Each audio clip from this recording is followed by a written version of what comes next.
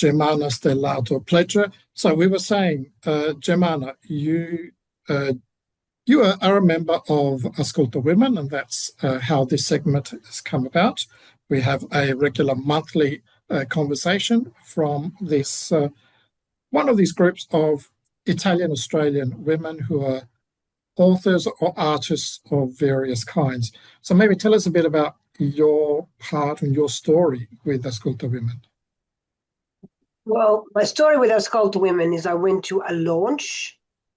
I remember being there and thinking, oh my God, these are people like me, because I had been very much not removed from my culture, but more involved in a more academic way, but my heart was always there. But I was brought up by my grandparents who are from Calabria, and my mum is Calabrese. But there was always, what was interesting, given the times at the moment, there was always this thing way back in the 60s and 70s, you've got to assimilate. Don't stay out in the sun too long, you look like a zingara. And don't do this. I was just on and on and on. And then when I went to Italy, I had this really strong sense, oh, Dio, sono a casa, I'm home. And yes. It was extraordinary. Now, that's very interesting. This is coming up almost every time I speak to an Italian Australian. So a young researcher, I think he's now in Victoria anyway, from Adelaide, she said she got home and she said, I felt complete. Or people say, I crossed the border and I felt at home, something changed. So what, you probably met cousins and they might have looked like you and had spoken like you? Well, I actually wasn't allowed to. The first time I was only 20 when I left, and my nonna didn't want me to meet. It was interesting. The cousins, because she said, guarda la vestiti, la zingara. And so she thought I might give the family a bad name. However, my brothers that went, who were very bianco, and men, they were happily sort of sent off, but they went many years after me. Then I went back again in 94, and then I met all the cousins. No one spoke a word of English, and my goodness, my Italian improved.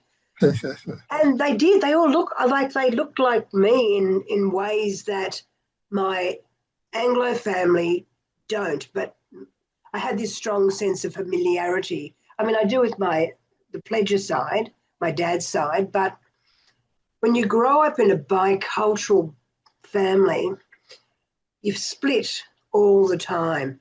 And my parents were academics, and unusual for my mum, she was actually the first, as far as we know, the first Italian-born woman to go to Melbourne Medical School. Okay. And so education to my family was, that is all you do. You get educated, and my nonna would say, and you become financially independent so you don't need a man. She was a feminist. So progressive nonna. She was incredibly progressive. Yes. And she got a bursary to become a teacher in Calabria, but she wasn't allowed because she was a woman and the boys weren't offered the bursary. She was highly intelligent.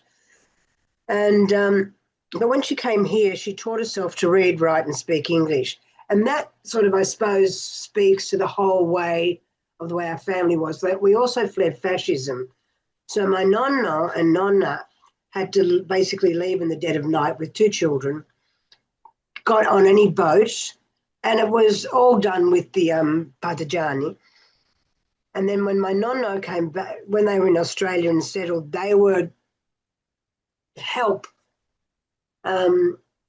people fleeing fascism to come to Australia. But it was, I don't know how legal it was, and we certainly can't be tried against it now, but you never know. And which also then led me into my work as an artist, which I work across marginalised communities. And what my idea is that I find commonalities between communities. So my PhD was on the commonalities between Calabrian exiles and Hazara women through the lens of storytelling in liminal spaces. And I suppose what I found from that is I had a lot more information about my family, but also that we are so also similar, and our reasons for leaving and fleeing are all the same. We want pace e basta. That's all. That's what we want. And Okay. Yes. Just stop there for a second. Two things I'd like you to explain. You said Hazari women, and then I think liminal spaces. So who or where are the Hazari women from, and what does liminal spaces mean? Okay, so the Hazara women are an ethnic group of Afghans who were they were detained and killed. They were, I suppose, they were to want the better explanation. They were the Jews of the Middle East in that particular area, and they were just hunted down and killed. And so many of them, and a lot of people don't know about this, and many of them found their way to Australia by extraordinary means. You know, women older than me in rickety boats holding onto their grandchildren coming from Indonesia. But this is what a lot of Italians had to do, you know, who were fleeing fascism. And the liminal space I can't really explain it in Italian, I wish I could. It's the in-between. Like when you first come to a country, it's like, oh, wow. And then after a while, you're like, oh, Dio, how am I going to fit in? What is it? That's your liminal space. It's that point where you have a sense of, right, I'm here, but now where from there? You're in between. It's like you haven't left Italy, even though you've landed in Australia, but you're not Australian. Okay, so these in-between people, and how, I think you said that you got to know your family better. Did they have do migrants, do the Italian migrants have an in-between space? Oh, yes, absolutely. Absolutely. I can only speak from my family, and then, you know, the girls I went to school with were different again, but the way my family coped was because they were very involved in human rights and social justice.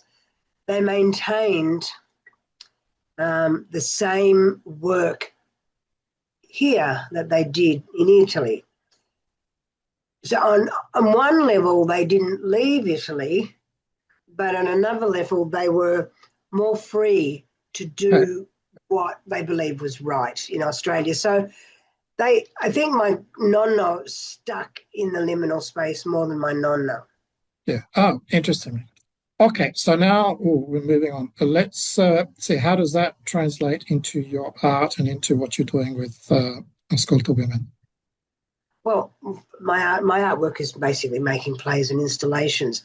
But with Ascolta Women, yeah, you know, I suppose I can speak for a lot of us. When I first encountered this group, there was this real kind of sense of being in Italy again. Like, okay, I had a sense of belonging because these were women like me and my family who are well educated, and you know, you try and get a PhD supervisor with your long Italian name or whatever name, and you know, I don't want to anglicize myself, but what is interesting is that for all the years that when people said, oh no, you're not really Italian because you've got a PhD or you're this or that, and you're not really Australian because your Italian's rubbish.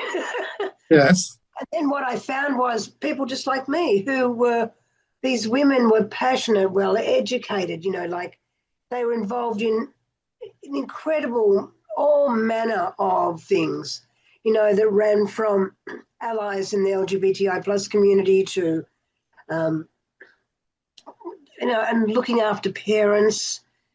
There was a lot, but they're all highly articulate and they're very passionate about who they are, very aware politically. Yes. So where, say, in Australia, a lot of my Australian friends are great and they do love a chat in politics. The Italians love politics. Like we love to discuss it. And I think drawing, like I see a lot of connections with things, and I was with people that could see connections, made connections with what is going on now, what went on even when their parents and sometimes they came to Australia. So there was just a strong connection of, I don't have to explain a whole lot. Yeah, that's correct. That's good. Good. So now, sorry, we have to go very soon. Do you have something? There's an anthology being presented very soon. Yes. Yes, I'm in that. That's on the I wrote it down. That is on the 6th of March. It's part of International Women's Day. That's correct. Yeah, that's the tradition. That is tradition. We're becoming a. So do you have a script, a play, a short story? I've got short stories in it. In there. I think Okay. I've got 3. Yeah. 3. Yeah. Okay, you've been very productive. It sounds like the concept and the tool of having the conversations, almost like the Pomodoro technique, is very effective. As you said, it's a place where you can understand each other, and you don't necessarily have to articulate what the common ground is. It's there. Yeah.